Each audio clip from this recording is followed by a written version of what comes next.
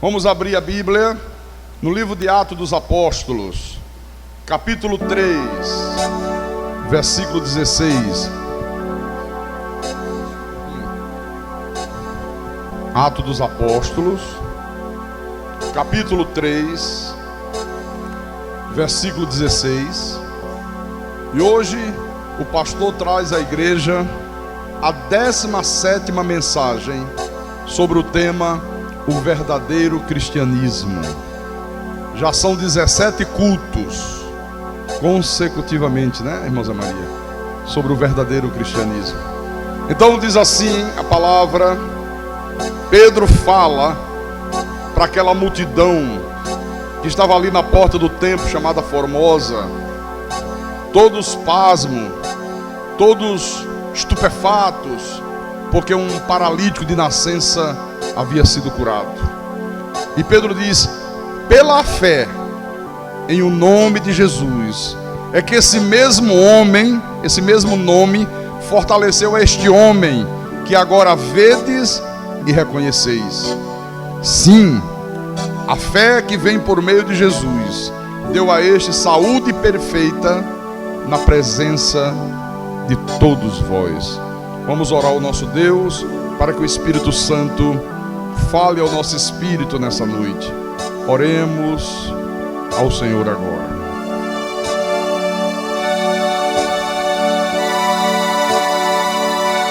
Senhor Jesus Cristo, nosso Deus e nosso Pai, aqui estamos nós reunidos nesse santuário, nesse lugar bom, santo, nesse lugar onde nós ouvimos a Tua voz, onde somos ensinados pelo Teu Espírito Santo, onde nós temos a oportunidade de crescermos na graça e no conhecimento do Senhor, de conhecer os mistérios revelados de Deus. Já louvamos o Teu nome, já adoramos o Senhor, o Deus bendito, o Deus amado, o Senhor dos céus e da terra, o Deus que é soberano, o Deus que opera sinais, que opera milagres, que opera maravilhas. E agora, meu Senhor, nós aquietamos o nosso espírito para ouvir a Tua voz. A boa terra do coração já está preparada para receber a boa semente, que quando semeada na boa terra, ela frutifica a 100 por 1. Então fala a Tua igreja, fala ao Teu povo, usa-me como instrumento Teu, usa-me como pastor que o Senhor mesmo vocacionou e constituiu sobre este rebanho. E que tudo que for falado desse altar, meu Deus, que seja para a Tua honra, para a Tua glória e para o amadurecimento espiritual da Tua igreja. Eu te peço em nome de Jesus, em nome do Senhor, e que todos que creem digam amém e amém. Diga graças a Deus. Então, meus irmãos amados, minhas irmãs em Cristo, nós já estamos falando sobre esse tema. Hoje é o 17º culto. E já tem 3 cultos aproximadamente que nós falamos sobre a cura desse coxo de nascença. Pedro e João iam entrando no templo, havia um homem sentado na porta, que todos os dias era colocado ali, estendia a mão, pedia esmola. Pedro diz: olha para nós. Ele olhou, disse: eu não possuo prata nem ouro, mas o que eu tenho, isso eu te dou. Em nome de Jesus Cristo, levanta-te e anda. E houve uma cura espetacular. Então, toda aquela multidão conhecia aquele coxo de nascença, conhecia aquele paralítico que agora estava ali saltando, louvando a Deus, sabe, perfeitamente curado. E todos os conheciam, porque todas as vezes que aquela multidão ia ao templo e entrava no templo pela porta chamada Formosa, eles tinham que passar por aquele homem. Então eles viam o homem ali. Olha, isso vinha há muitos anos acontecendo. Então Pedro disse: vocês estão admirados por ver esse homem curado, por ver esse homem andando, por ver esse homem louvando a Deus. Pedro disse aqui no versículo 12: Por que vocês se maravilham disto? Ou porque vocês estão fitando os olhos em nós? Baixa um pouquinho, está dando muito eco o som. Baixa um pouquinho, por favor. Como se pelo nosso próprio poder ou piedade o tivéssemos feito andar.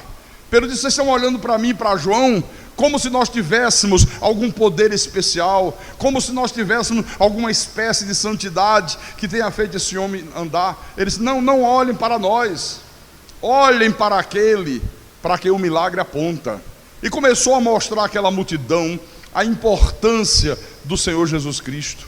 Vocês estão admirados, mas o que vocês deveriam fazer, na verdade era o que Pedro estava dizendo aqui, era perguntar a si mesmo, era usar a inteligência, era perguntar: o que fez esse homem nascer assim? O que fez com que esse homem, desde que nascesse, já nascesse paralítico? Em segundo lugar, vocês deveriam perguntar: qual o significado desse milagre? Qual o significado dessa cura? Então, na verdade, irmãos, Pedro estava tentando fazer aquela multidão entender que aquilo que aconteceu com esse paralítico foi apenas uma amostra daquilo que vai acontecer com todo o universo. Porque na realidade, os milagres do Senhor Jesus Cristo eram como uma espécie de parábola.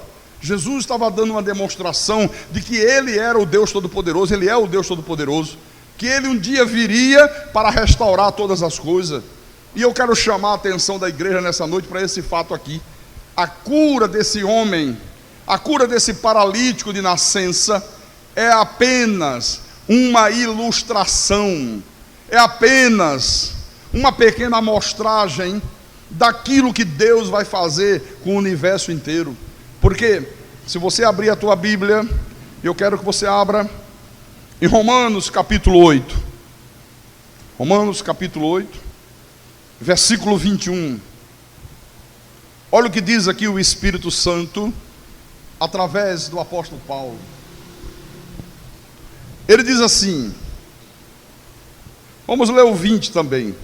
Pois a criação está sujeita à vaidade, não voluntariamente, mas por causa daquele que a sujeitou, na esperança de que a própria criação, toda a criação de Deus, será redimida do cativeiro da corrupção, para a liberdade da glória dos filhos de Deus. Quer dizer que, olha, é isso que Deus quer que nós entendamos, irmãos. A grande obra do Senhor Jesus Cristo é redimir o universo inteiro, é levar toda a criação dele da escravidão ao paraíso. Essa é a grande obra que Jesus vai fazer. Esse é o ápice de toda a grandiosa obra de Deus. E aí vem a pergunta: pastor, e quando é que isso vai acontecer? E de que maneira isso aqui vai acontecer? Bom, isso vai acontecer no futuro. O Senhor, o Deus Todo-Poderoso, Ele vai destruir esse mundo, Ele vai criar novos céus, Ele vai criar nova terra. Infelizmente hoje não se fala mais disso nas igrejas. No passado, um dos temas que não podia deixar de se fazer presente nas pregações era falar sobre o mundo vindouro, ela falar sobre a segunda vinda de Jesus. Hoje as pessoas não querem mais ouvir falar sobre isso, elas querem pregações, não que falem sobre o novo céu, sobre a nova terra, elas querem pregações que mostrem para elas, Deus concedendo para elas aquilo que elas querem, aqui e agora. É esse tipo de pregação que as pessoas buscam. Elas não querem mais ouvir pregações sobre as coisas fundamentais de Deus. Elas não querem saber do que vai acontecer no futuro. As pessoas querem uma mensagem, viu? E isso tem sido dado. Basta você ligar um rádio ou sintonizar num programa de televisão onde tem alguém pregando, que você vai ver que a maioria das mensagens transmite para as pessoas uma ideia de que é possível elas obterem de Deus aquilo que elas estão desejando hoje, aqui e agora. Então as pessoas querem felicidade, as pessoas querem segurança, as pessoas querem casa própria, as pessoas querem automóvel, elas querem poder, elas querem dinheiro, elas querem fama, elas querem roupas de grife. Isto não é cristianismo. Na verdade, meus irmãos, isto é uma completa negação do Evangelho. Vou repetir, isto é uma completa negação do Evangelho. Veja, nesse sermão aqui de Pedro, Não há nenhuma palavra sobre pregar o evangelho para fazer as pessoas terem saúde perfeita, para fazer as pessoas terem riqueza, para fazer as pessoas terem felicidade, para fazer as pessoas terem segurança. Não foi isso que Pedro pregou aqui. Jesus nunca pregou sobre isso. Jesus nunca disse, irmãos, em todo o seu ministério terreno, que ele veio a esse mundo para que as pessoas tenham casa, para que as pessoas tenham automóvel novo, para que as pessoas tenham riqueza, para que as pessoas tenham fama, para que as pessoas consigam satisfazer os seus desejos egoístas. Pastor, mas Jesus não disse, eu vim para que vocês tenham vida e vida com abundância? Disse. O sentido dessa expressão no grego, eu vim para que vocês tenham vida e vida com abundante, é vida eterna. Eu vim para que vocês tenham vida eterna. Se eu não tivesse vindo, se eu não tivesse pago o preço, se eu não tivesse derramado o meu sangue, vocês não teriam vida eterna. Não está falando de... principalmente, esses que fazem comércio com o povo de Deus, usam essa expressão. Olha, irmão, Jesus disse, eu vim para que vocês tenham vida e vida com abundância. Então você tem que vestir a melhor roupa, você tem que comer a melhor comida, você tem que ser uma pessoa muito próspera, você tem que ter muito dinheiro, você tem que ter isso, você tem que ter aquilo. Irmãos, Jesus nunca disse que ele veio a esse mundo para que o mundo ficasse cada dia melhor. Pelo contrário, Jesus disse o contrário. Ele disse o inverso disso. Você quer ver? Abra em Lucas, no livro de Lucas, Mateus, Marcos, Lucas, capítulo 17. Lucas 17, versículo 26. Olha o que ele diz. Todos acharam? Então vou ler. Assim como foi nos dias de Noé, será também nos dias do Filho do Homem. Olha, nós estamos vivendo o quê? Os dias do Filho do Homem. Ele está reinando, né? Então ele diz que será da mesma forma.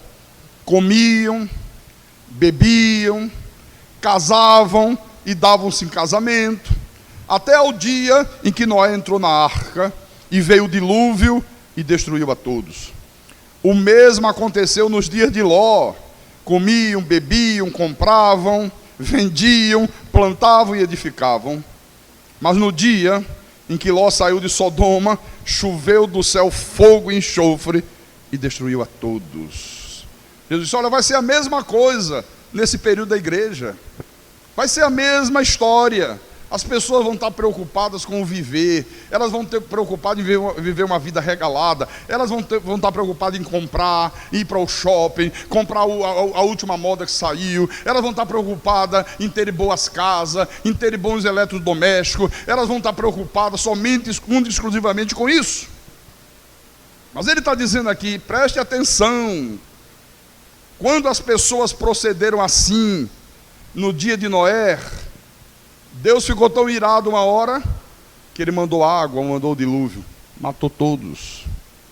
Ele disse, olha, no tempo de Ló, a mesma coisa, o mesmo procedimento. Comiam, bebiam, compravam, vendiam, plantavam, edificavam, até que um dia desceu, choveu do céu fogo e enxofre e destruiu a todos. Veja também Marcos, capítulo 13. Como é interessante, né? Passam-se os séculos, mudam-se os personagens, mas o enredo é o mesmo. A história é exatamente a mesma, né? Então vamos lá, Marcos 13, versículo 7. Agora ele diz assim: quando, porém, ouvirdes falar de guerras e rumores de guerras, não vos assusteis. É necessário assim acontecer, mas ainda não é o fim. Você vê? É necessário que seja assim. Vocês vão ouvir falar de guerra, de rumores de guerra, de violência, de tudo que não presta. Mas ainda não é o fim, não. É necessário assim acontecer, mas ainda não é o fim. Então, é muito fácil você perceber que, na verdade, irmãos, aquilo que Pedro pregou no dia da cura do coxo, foi exatamente aquilo que Pedro já tinha ouvido dos lábios do Senhor Jesus. Pedro apenas repetiu algo que ele já tinha ouvido Jesus ensinar. Durante o seu ministério terreno, Jesus ofereceu como a única esperança para as pessoas aquilo que ele ainda ia realizar lá no futuro, nunca aqui e agora no presente. Olha, Paulo pregou essa mesma mensagem, os profetas pregaram essa mesma mensagem. Por exemplo, abra no livro do profeta Isaías. Isaías, capítulo 65, versículo 17. O profeta diz: pois eis que eu crio novos céus e nova terra, e não haverá lembrança das coisas passadas, jamais haverá memória delas. Aqui no versículo 25, ele diz: o lobo e o cordeiro pastarão juntos, e o leão comerá palha como boi. Pó será a comida da serpente, não se fará mal, nem dano algum, em todo o meu santo monte, diz o Senhor. Quer dizer que o profeta Isaías já profetizava nesta época sobre os novos céus, sobre a nova terra. Ele está mostrando aqui que todos os efeitos que o pecado de Adão trouxe a esse mundo vão ser completamente restaurados. Deus vai anular tudo de ruim que a queda do homem proporcionou. Agora, diz ele, quando Deus criar novos céus e nova terra, não haverá animal devorando o outro, não haverá o animal fazendo mal ao homem, nem o homem fazendo mal ao animal, a natureza não será mais hostil. É isso que está reservado para todos os filhos de Deus, irmãos. É isso que nos espera. Agora, como a igreja insiste em pregar o contrário, aí o mundo zomba da igreja. Por isso que o mundo incrédulo lá fora diz assim: esse cristianismo de vocês é um fracasso. Esse cristianismo de vocês, esse evangelho que a igreja prega, isso é um engodo. Por quê? Porque eles olham para a mensagem que tem sido pregada e ele diz: isso é uma farsa, isso é para enganar as pessoas. Ele diz: olha, eles estão pregando que Jesus quer dar vida abundante, que Jesus quer curar todo mundo, que Jesus quer dar fartura de dinheiro, que Jesus quer dar casa própria, que Jesus quer dar automóvel, porque é só isso que você ouve aí fora. Venha, venha, venha que ele vai te dar vida abundante, venha que vai mudar tudo na tua vida, venha que você vai se tornar um rico empresário, venha que ele vai fazer isso, venha que ele vai fazer aquilo. Aí ele diz: isso é uma farsa. O mundo incrédulo diz que é uma farsa, porque ele diz assim: a maioria dos cristãos, 99,9%, estão aí doentes, enfrentam lutas, enfrentam aflições, e ele diz: e cadê Deus que não faz nada? Cadê Deus que não faz nada? E aqueles que apresentam um evangelho pervertido, aqueles que apresentam uma mensagem dizendo que Deus vai resolver hoje, agora, todos os problemas da vida, ficam sem ter resposta para dar para o mundo lá fora. Porque é verdade, irmãos. Quem é que não tem problemas aqui na vida? Tem alguém aqui dentro dessa noite que possa levantar a mão e dizer: pastor, não tenho nenhum problema? Todos nós temos, ou não temos? Quem é que está aqui que não está enfrentando lutas na vida? Só se estiver morto. Depois que morre não tem mais luta para enfrentar. Quem é que está aqui que não tem um problema financeiro? Quem é que está aqui que não tem um problema de família? Quem é que está aqui que não tem uma doença qualquer? Uma dor de coluna, uma sinusite, né? Uma enfermidade qualquer. Porque essas coisas, irmãos, fazem parte das aflições da vida, fazem parte da terra que se tornou maldita. Isso só vai mudar quando Jesus voltar e criar novos céus e nova terra. Aí fica se pregando uma coisa estranha, gerando uma falsa ilusão, e as pessoas chegam a hora que ficam decepcionadas. Você quer ver uma coisa? Quem está aqui que tem automóvel? Levante a mão. 1, 2, 3, 4, 5, 6, 7. 7 pessoas apenas. E o resto? Você está compreendendo? Aí o mundo diz, fala, ué, cadê o Deus dele? Cadê Deus que não dá automóvel para todo mundo? Se perguntar quem tem casa própria, vai ser a mesma coisa. Sabe? Então, é preciso que a igreja comece a proclamar ao mundo, irmãos, o verdadeiro evangelho, a verdadeira mensagem cristã. Qual é a verdadeira mensagem cristã, pastor? É que Jesus foi morto, Jesus foi sepultado, Jesus ressuscitou, Jesus subiu aos céus, Jesus está assentado no trono da sua glória, Ele está agora na sua manifestação plena de poder e glória, até o dia que Ele volta para restaurar todas as coisas. Todas as coisas. Mas Ele disse, no mundo, nesse mundo aqui, tereis aflições. Vocês vão enfrentar aflições, vocês vão enfrentar lutas, mas não temam, porque eu venci o mundo, eu vou mudar tudo isso. Volta lá em Atos. Atos capítulo 3, versículo 21. Antes de eu ler esse versículo, essas seitas de correntes que pregam a teologia da prosperidade, que coloca na cabeça das pessoas essas coisas, olha, isso é uma desgraça, viu, irmãos? Quem já passou por esses lugares tem que fazer um transplante de medula espiritual. É como aquela pessoa que tem leucemia, sabe, tem que fazer um transplante de medula para curar a leucemia.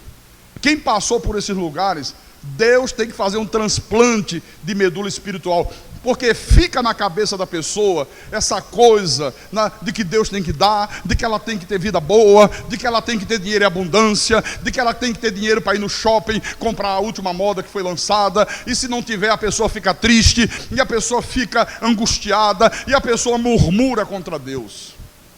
É uma doença, é uma leucemia espiritual, é uma desgraça. Se Deus não tirar, meu irmão, olha, vai morrer assim. Não tem jeito. E aí não vive, não tem paz, não tem alegria, não tem esperança no amanhã, porque ela só quer viver o hoje. É como se tudo se resumisse à vida agora. Ninguém se preocupa com o mundo vindouro, né? Bom, então Atos 3, 21. Diz assim: ao qual é necessário que o céu receba, até os tempos da restauração de todas as coisas, de que Deus falou por boca dos seus santos profetas desde a antiguidade. Olha só, Pedro aqui está falando de quê? Ele está falando aqui da ascensão de Jesus aos céus. Ele disse, olha, ao qual, Senhor Jesus, é necessário que o céu receba. É necessário que ele tenha a subida aos céus. E disse mais, nós fomos testemunhas da sua ascensão, nós fomos testemunhas da sua ressurreição, e nós fomos testemunha de que ele verdadeiramente subiu aos céus.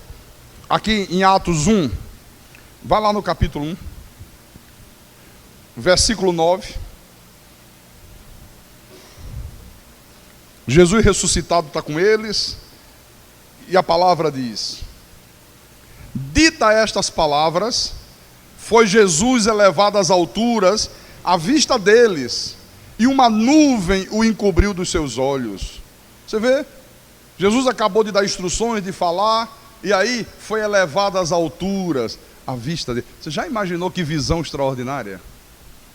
Eu estive lá no monte da ascensão, exatamente no lugar onde Jesus estava com eles, e de repente ele é elevado às alturas, é elevado aos céus. Só que antes dele ser elevado aos céus, ele disse algo muito importante. Aqui no versículo 8, ele disse: mas recebereis poder ao descer sobre vós o Espírito Santo, e sereis minhas testemunhas, tanto em Jerusalém como em toda a Judéia e Samaria, e até aos confins da terra. Olha, vocês vão receber poder, poder para testemunhar, poder para pregar a minha palavra, poder para anunciar a esse mundo que eu sou o Deus Todo-Poderoso, que eu sou soberano, que eu venci a morte, que eu destruí o diabo, que eu coloquei os demônios em algemas eternas, que eu vos dei vida e vida com abundância. Vocês vão proclamar isso até os confins da terra. O Espírito Santo é que nos capacita a fazer isso. Amém? Isso também está registrado em Mateus 28. Mateus capítulo 28. Versículo 18 em diante. Jesus, aproximando-se, falou-lhes dizendo: toda a autoridade me foi dada no céu e na terra. Ide, portanto, fazei discípulos de todas as nações, batizando-os em nome do Pai e do Filho e do Espírito Santo, ensinando-os a guardar todas as coisas que vos tenho ordenado. E eis que estou convosco todos os dias, até a consumação do século. Olha, você não está só. Ele diz: eis que eu estou com vocês todos os dias, até a consumação dos séculos. Irmão, você pode estar enfrentando a maior luta da tua vida, você pode estar enfrentando problema, pode ser uma doença, pode ser uma crise financeira, pode ser o que for. O Senhor está dizendo: eu estou contigo. Você não está só, eu estou com você aí. Você não está entregue à tua própria sorte. Então a mensagem cristã é que Jesus está reinando na sua plenitude de poder e glória, até o dia que Ele vai voltar e vai restaurar todas as coisas. Enquanto não chegar esse dia, a sua palavra vai sendo pregada para que as suas ovelhas ouçam, creiam, recebam dele vida abundante, recebam dele vida espiritual e passem a aguardar o dia da sua segunda vinda. Aleluia. Ele diz: não, você ouve a palavra, você crer, e a partir daí vai mudar tudo. Aí você passa a pedir a Deus casa própria, casa com piscina. Aí você passa a pedir a Deus para fazer a tua empresa se tornar uma empresa mundial, que você se torne um mega empresário muito rico. E isso virou hoje uma verdadeira febre. Isso hoje virou uma verdadeira desgraça, irmão, na vida das pessoas. Isso destrói a vida espiritual do povo. Agora, no dia da sua ascensão, o anjo falou àquela multidão que estava lá sobre a segunda vinda dele. No mesmo dia que Jesus foi elevado às alturas à vista deles, veio um anjo de Deus e falou sobre a segunda vinda. Volta lá em Atos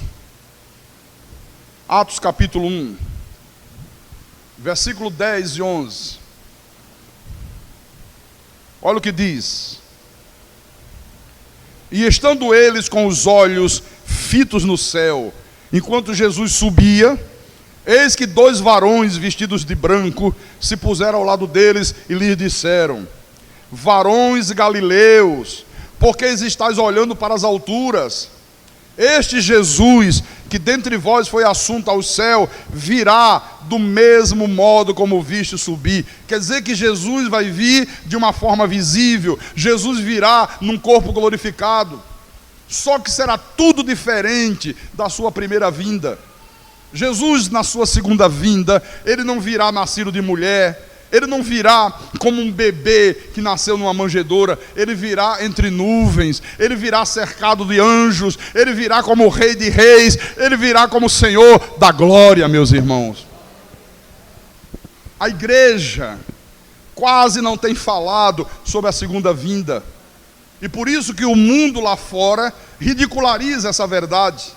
Ridicularizou quando Jesus esteve nesse mundo, chamaram Jesus de impostor, chamaram Jesus de farsante, e o mundo hoje continua zombando da segunda vinda. Pedro disse isso em 2 de Pedro, vá lá,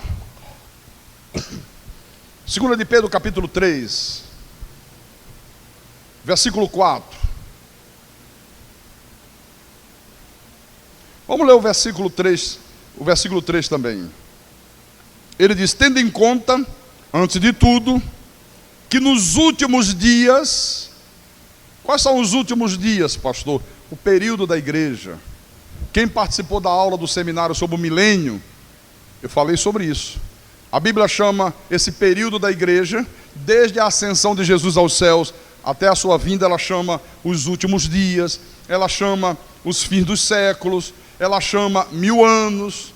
Então, ele disse, Pedro disse aqui, nos últimos dias, na era da igreja, virão escarnecedores com seus escárnios, andando segundo as suas próprias paixões e dizendo: onde está a promessa da sua vinda?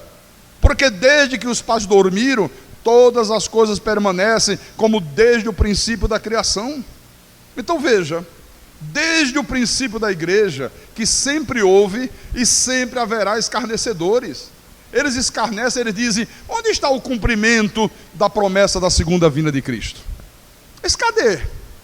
Cadê que essa promessa não se cumpriu? Escarnecem. Ele diz assim: olha, já se passaram 2000 anos e tudo continua aí nesse mundo da mesma forma que sempre esteve, desde que Deus criou o mundo, não mudou nada. Cadê esse Jesus que não volta? Ficam escarnecendo, ficam zombando, dizem que nós cremos numa utopia, que isso não é verdade, Jesus não vai voltar.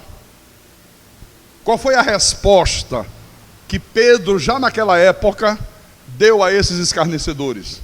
Leia o versículo 8. Pedro diz: há todavia uma coisa, amados, que não deveis esquecer, que para o Senhor um dia é como 1000 anos, e 1000 anos como um dia. Pedro disse: olha, vocês se acham muito espertos, vocês acham que Deus é como vocês ficam aí contando os seus dias, contando as suas semanas, contando os seus meses, contando os seus anos. Mas há uma coisa que vocês não devem esquecer, que um dia para o Senhor é como 1000 anos, e 1000 anos é como um dia. O tempo de Deus não é o nosso tempo. É isso que Pedro está dizendo aqui.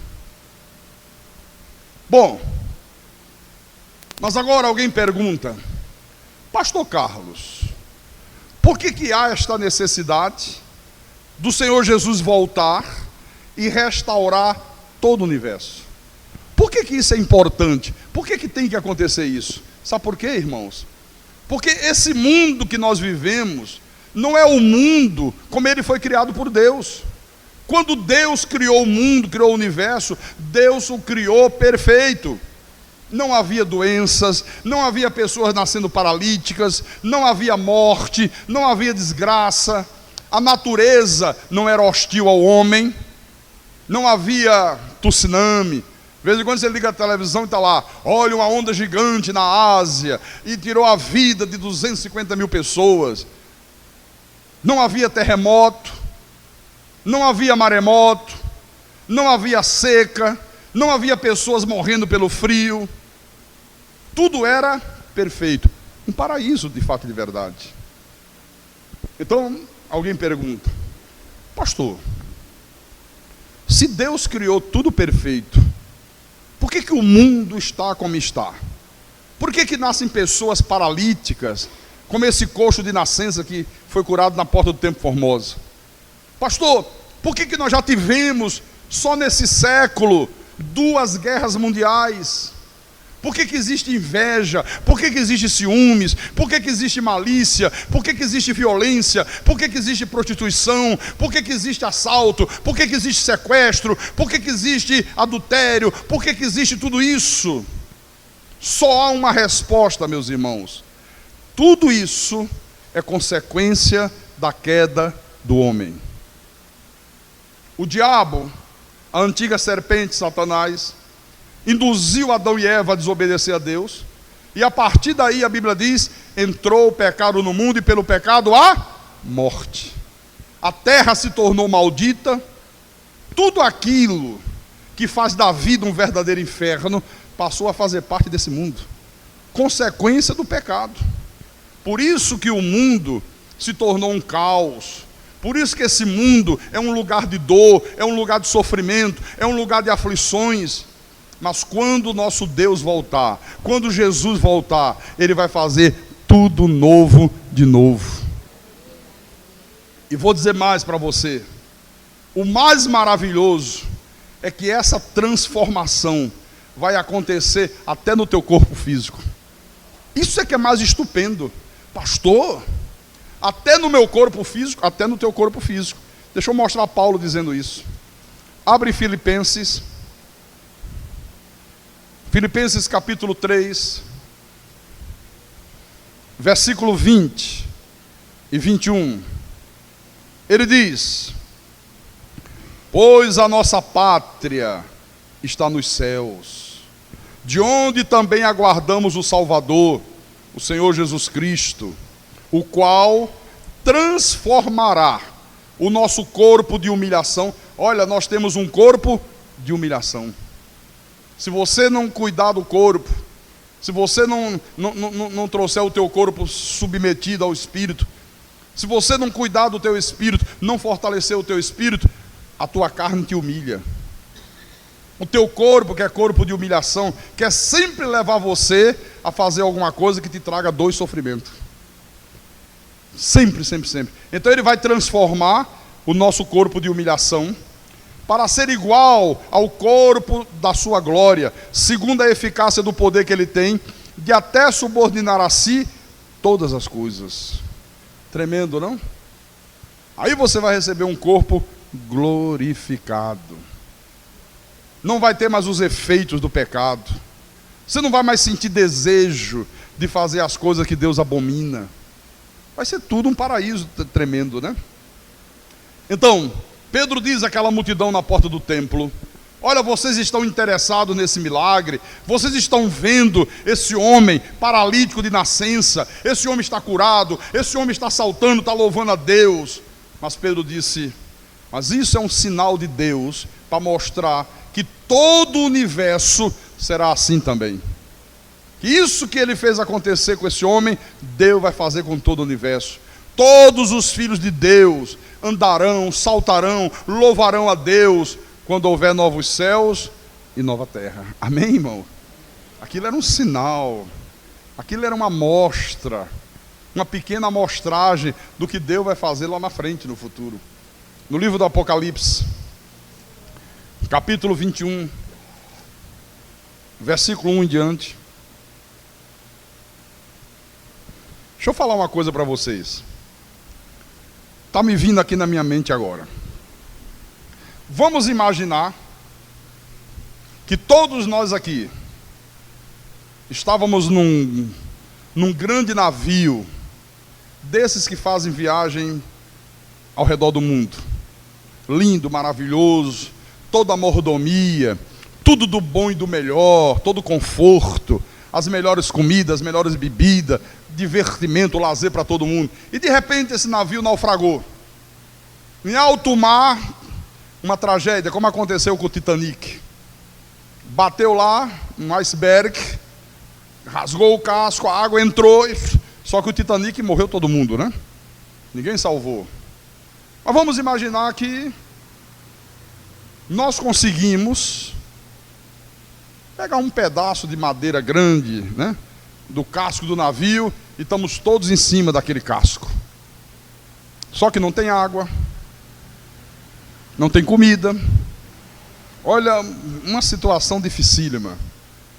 O sol castigando a gente, né? A pele já ferida das queimaduras do sol. A pouca comida que resta tem que ser racionada. Pega um pouquinho aqui, irmão. Olha, só um pedacinho de pão para você. Olha, um pouquinho aqui de arroz que sobrou. Vamos racionar, vamos racionar. Agora, fiquem tranquilos, porque esse pedaço de casco de navio vai levar a gente até terra firme. Nós não vamos morrer afogados, não. Nós vamos chegar lá. Eu pergunto: você reclamaria da situação que estava ali naquela hora? Não, você ia dizer: não, vamos sim. Olha, irmã, hoje é só esse pedacinho de pão, viu? Hoje a coisa está mais racionada ainda. Você ia dizer assim: não tem problema não, eu quero é chegar em terra firme. Eu passo até sem pão. Era assim ou não era assim? Olha, irmã, hoje de manhã não vai ter café não, viu? Hoje é que o irmão tinha ali guardado uns limões, nós fizemos essa limonadazinha, nem açúcar para adoçar direito teve, está meio amargo. Não tem problema não, eu quero é chegar lá, eu quero é não morrer afogado. Não seria assim que todo mundo reagiria? Ou não seria? Irmãos, é isso que acontece nessa vida. É para todo mundo reagir assim. quando vierem os problemas, quando vierem as dificuldades, quando você enfrentar as lutas, é para você dizer: não tem problema, eu quero é ter direito à vida eterna com Deus. Eu quero é ter o direito de desfrutar do novo céu e da nova terra. Mas não é assim que as pessoas fazem. Murmuram: ah, não, só esse pedaço de pão, desgraçado, tu ia morrer afogado. Deus está te dando a chance de não se afogar, de te levar à terra firme, e você ainda está reclamando, rapaz. Porque era isso que ia acontecer conosco. Nós estávamos condenados ao inferno. Nós não tínhamos a mínima possibilidade de salvação. Veio o Senhor de lá e nos deu vida outra vez. E as pessoas ainda reclamam. Por isso que Deus me inspirou aqui agora. Veio agora essa inspiração. Deus disse: fala para a igreja, fala para eles, ensina para eles.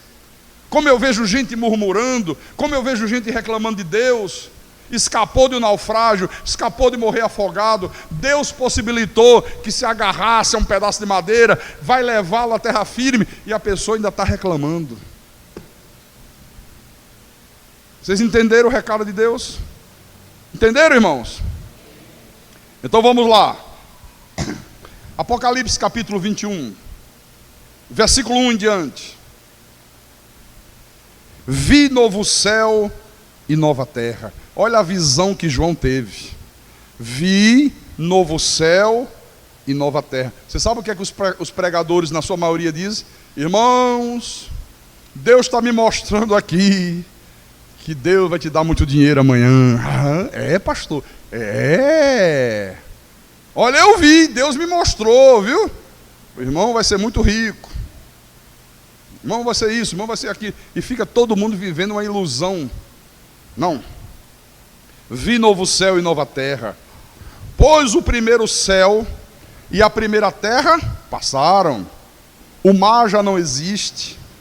Vi também a cidade santa, a nova Jerusalém, que descia do céu da parte de Deus, ataviada como noiva, adornada para o seu esposo. Você sabe o que é que se prega nas igrejas? Que essa nova Jerusalém aqui é uma cidade. Isso aqui é uma metáfora. Isso aqui é a igreja. Quando ele diz a nova Jerusalém, a igreja, todos os santos reunidos, todos os eleitos de Deus reunidos. Ele disse: eu vi a cidade santa, eu vi a nova Jerusalém que descia do céu. Quando o Senhor voltar entre nuvens com os seus santos anjos, os mortos em Cristo ressuscitam primeiro. Aqueles que ainda estiverem vivos naquele dia serão arrebatados, e todos irão ao encontro do Senhor que vem vindo. Quando todos estiverem com Deus entre nuvens, Ele destrói essa terra. Ele envia fogo, Ele acaba com tudo, Ele destrói todos os filhos do diabo. Tudo aquilo que o pecado de Adão proporcionou é destruído. Deus cria novos céus e nova terra. E aí todos descem com o Senhor para reinar eternamente no novo céu e na nova terra. É a volta ao começo, é a volta ao paraíso de Deus. Versículo 3. Então ouvi grande voz vinda do trono dizendo... Qual é esta voz que vem do trono falando alguma coisa? Deus falando. Olha o que Deus falou. Eis o tabernáculo de Deus com os homens. Deus habitará com eles. Eles serão povos de Deus, e Deus mesmo estará com eles. E lhes enxugará dos olhos toda lágrima. E a morte já não existirá. Já não haverá luto, nem pranto, nem dor, porque as primeiras coisas passaram.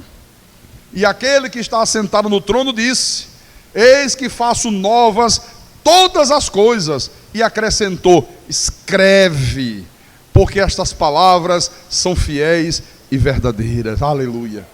Olha que coisa, meu irmão. Não haverá mais dor, não haverá mais tristeza, não haverá mais doenças, não haverá mais enfermidades. Deus enxugará dos olhos toda lágrima. Você não terá mais motivo de chorar por nada. Mas enquanto estiver nesse mundo, enquanto você estiver nesse corpo de humilhação, vai derramar lágrimas. Um dia sorri, outro dia chora. Por isso que a Bíblia diz: há tempo para tudo. Porque é um mundo de aflições. Então, nunca espere que esse mundo vai melhorar, porque não vai não. Pelo contrário, o mundo irá a cada dia de mal a pior. Agora, mesmo o mundo indo de mal a pior, nada vai interferir no plano e no propósito eterno de Deus. Nada vai interferir. Absolutamente nada. Aqui em Tito, Paulo escreve a Tito, capítulo 2, Tito, bem pertinho de Hebreus. Depois de 2 Timóteo, vem Tito.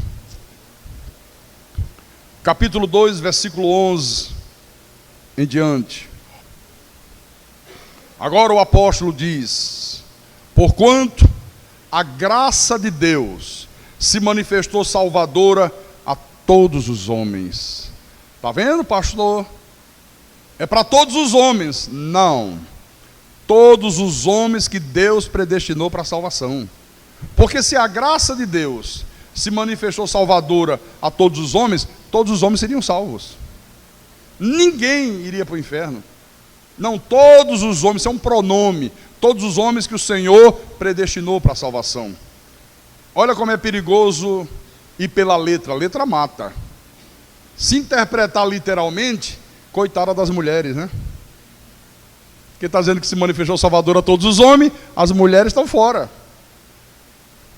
Olha o perigo que é isso, porque tem alguns indivíduos que está vendo? É todos os homens. O desejo de Deus é salvar todos os homens. Se o desejo de Deus é salvar todos os homens Deus salvaria.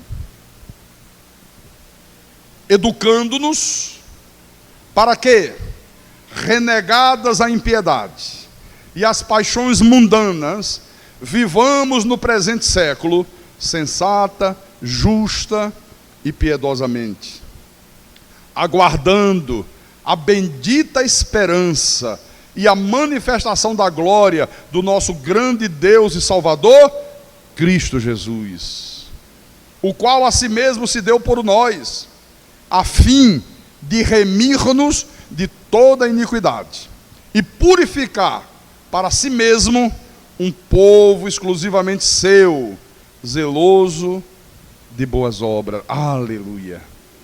Quer dizer que nós aguardamos o quê? A bendita esperança, a manifestação da glória do nosso grande Deus e Salvador Jesus Cristo. Olha, essa tem que ser a grande esperança da igreja. Esta é a grande mensagem do cristianismo. Nós aguardamos esse dia, nós aguardamos essa hora, que Deus venha, que o Senhor venha, que o Senhor destrua tudo, que o Senhor faça novos céus e nova terra, que nós saiamos desse corpo de humilhação, que nós saiamos desse mundo perverso, que nós saiamos desse mundo de dor e de sofrimento e vivamos eternamente com o Senhor. Essa tem que ser a esperança da igreja. Não é ficar aí querendo carro novo, não é ficar vindo à igreja, não, porque eu quero que Deus me dê uma casa com piscina. Que história de casa com piscina? Sabe? 2 de Pedro, capítulo 3, versículo 11. Pedro diz: visto que todas essas coisas hão de ser assim desfeitas, está falando do universo inteiro, do mundo inteiro, deveis ser tais como os que vivem em santo procedimento e piedade. Isso, olha, já que tudo isso aí vai ser destruído, já que tudo isso vai ser desfeito, vocês devem viver em santo procedimento e piedade. Procure viver vida santa, procure viver uma vida piedosa, não procure ajuntar tesouro sobre a terra, não fique preocupado com os bens materiais. Tudo isso vai ser destruído, Deus está dizendo. Tudo isso se acaba. Aqui no versículo 14. Por essa razão, pois, amados, esperando estas coisas. Que tristeza, né? Eu vejo aí a grande maioria do povo de Deus indo à igreja esperando o quê? Que Deus abra a porta de emprego. Está pensando que igreja é o Cine? Não tem um órgão chamado Cine, não tem? Né? Onde as pessoas vão lá ver se tem emprego, né? Igreja não é agência de emprego. Pastor, mas irmãos, você vai ter emprego quer você esteja na igreja ou não. 90% da população do mundo não é cristã. Você sabia disso? Eles estão sem emprego. Por isso que o mundo ridiculariza o cristianismo. Por isso que eles debocham do cristianismo. Porque pensam que igreja é para arranjar emprego. É colocar Deus muito pequenininho, né? É ter uma visão muito minúscula de Deus, né? Olha a diferença. Por essa razão, pois, amados, esperando estas coisas, que coisas? Que o Senhor venha, destrua esse mundo, faça novos céus e nova terra, transforme o teu corpo em corpo de humilhação, num corpo semelhante ao da sua glória, um corpo glorificado, aleluia. Empenhai-vos por seres achado por Ele em paz. Olha, uma pessoa que não tem uma visão espiritual, ela não tem paz. Uma pessoa que só pensa em bens materiais, não tem paz. Não tem descanso, não tem sossego. Por quê? Porque a paz dela depende dessas coisas. Se ela tem dinheiro, diz que tem paz. Se não tem dinheiro, acaba a paz. Mas não é assim que o mundo vive aí fora, ou não é, irmãos? O cristão não. Nós temos a paz de Deus que excede a todo entendimento.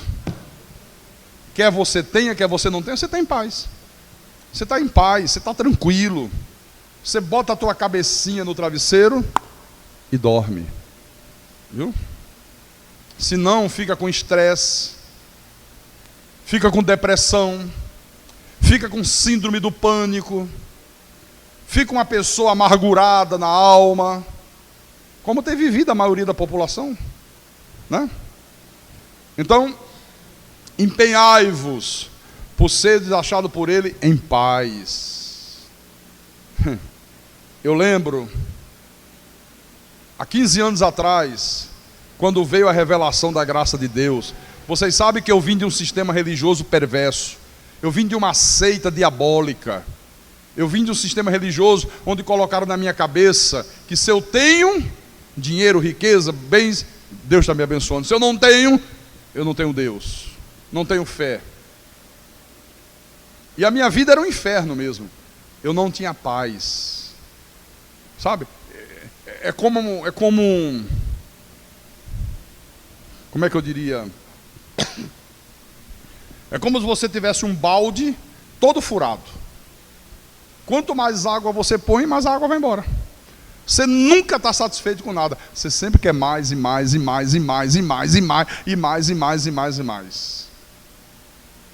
E eu lembro que quando veio a revelação da graça, eu comecei a enfrentar lutas terríveis. Eu passei por dificuldades terríveis, você não faz ideia. Eu não vou contar aqui hoje porque não dá tempo. Mas situações extremamente difíceis. Mas Deus me preparou para isso. Eu lembro que um dia meu pai, que já faleceu, esteve na minha casa e ele disse assim: vem cá, conversa aqui comigo, senta aí. Eu não estou entendendo nada. Eu digo: o que é que você não está entendendo? Eu estou vendo você passando tanta dificuldade. Você está passando dificuldades financeiras terríveis que eu estou vendo. Eu estou vendo você aí com um semblante tranquilo. Parece que está no paraíso, parece que está tudo correndo às mil maravilhas. Me explica isso aí. Eu disse: é que eu tive um encontro com Deus agora. Aleluia. Sabe, quer dizer, ele viu em mim paz. Ele nunca ouviu abrir a boca para reclamar de nada. E eu não reclamo, irmãos. Eu não reclamo de nada. Pode vir a luta que for, eu tenho paz em Deus. Eu tenho paz em Deus. Então empenhai-vos por ser achado por Ele em paz. Será que Deus, chegando hoje, se hoje fosse o teu dia, Ele encontraria você em paz?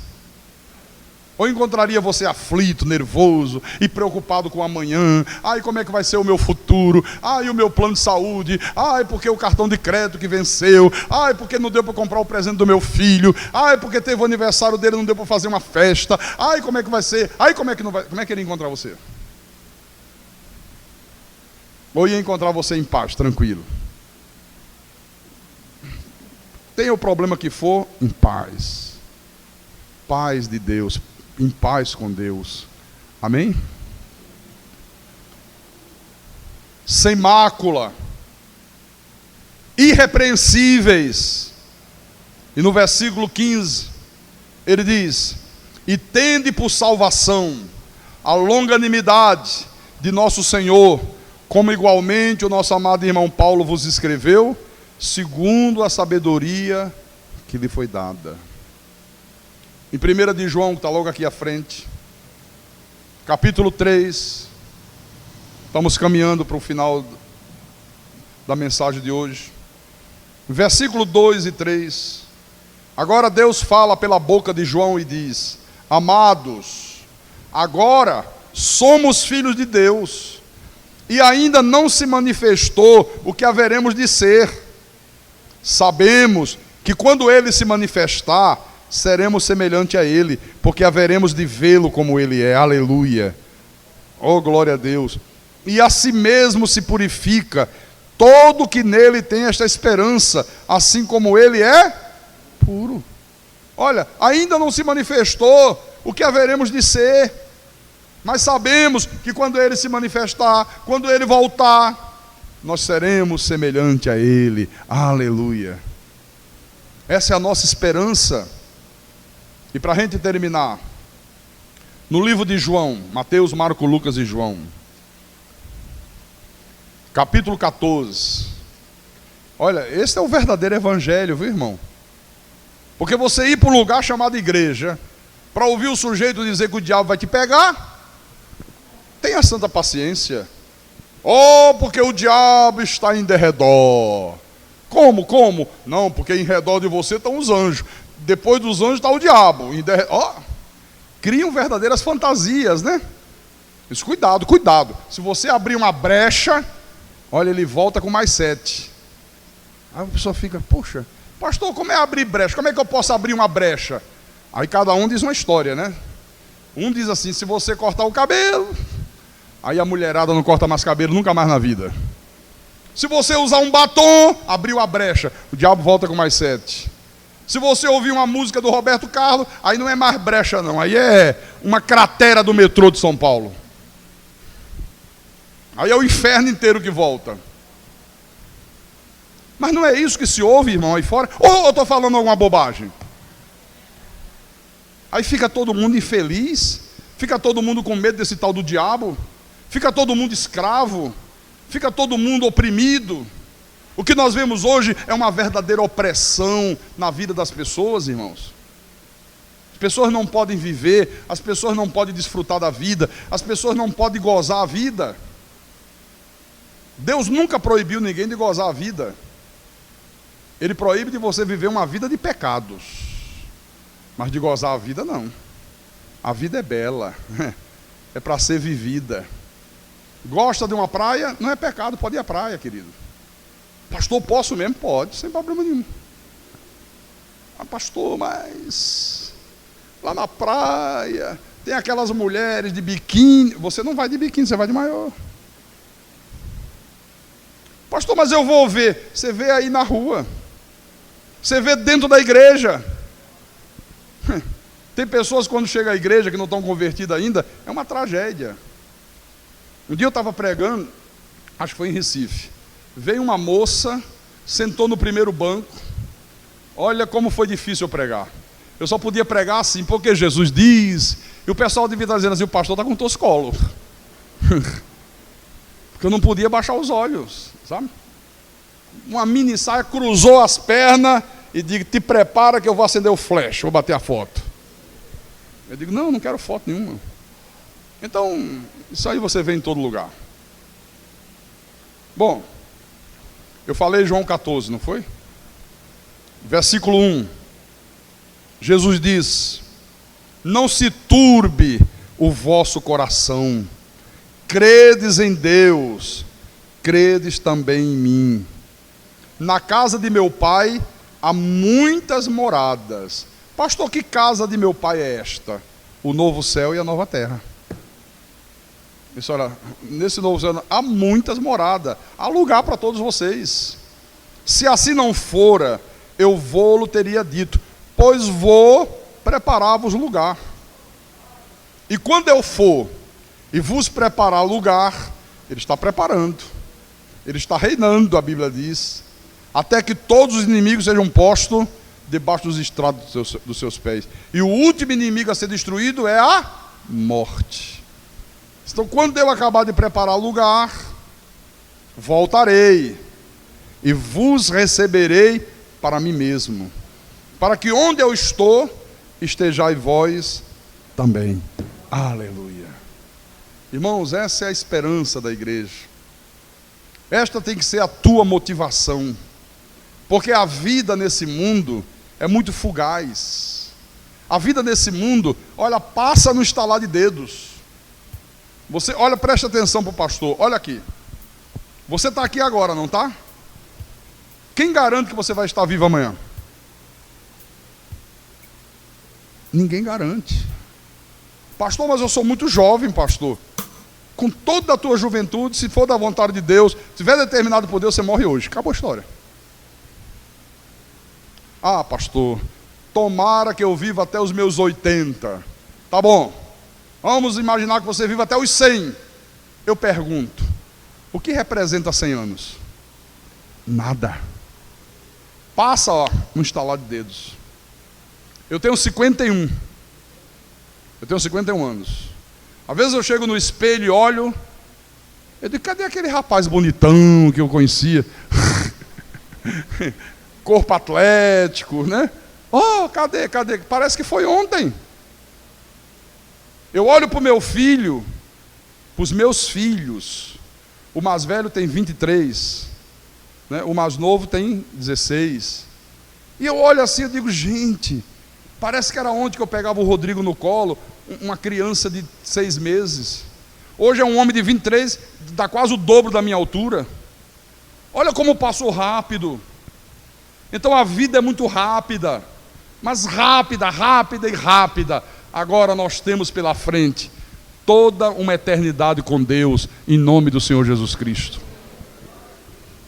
Por isso que Paulo disse, gente, os sofrimentos do porvir, os sofrimentos deste mundo são nada comparado com o que nos espera lá na frente, comparado com a glória que você vai desfrutar com Deus por toda a eternidade. Se tiver que sofrer, e todos nós sofremos, olha, não se iluda, eu não subo nesse altar para vender ilusões baratas. Não, aqui você é preparado a ser cristão. Você tem que estar preparado para enfrentar lutas na vida, querido.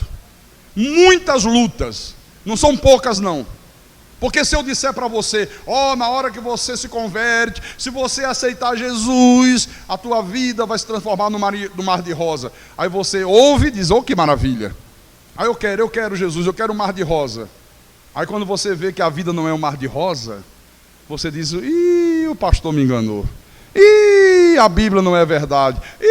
Cadê Deus que não me deu o mar de rosa? Porque a vida não é mar de rosa. No mundo tereis aflições.